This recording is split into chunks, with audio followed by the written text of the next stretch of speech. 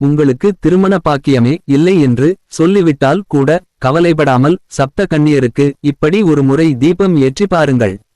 உங்கள் வீட்டில் விரைவில் மேள சத்தம் கேட்கும் என்பதில் துளியும் சந்தேகமில்லை.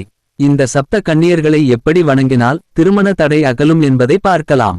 முதலில் சப்த கன்னியர் இருக்கும் கோவிலுக்கு சென்று அங்கு 7 தேங்காய் வாங்கிக் கொள்ள வேண்டும்.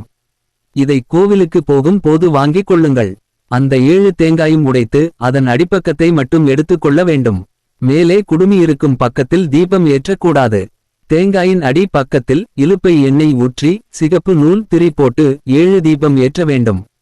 7 தீபம் என்பது ஒவ்வொரு கன்னியருக்கும் ஒவ்வொரு தீபம்.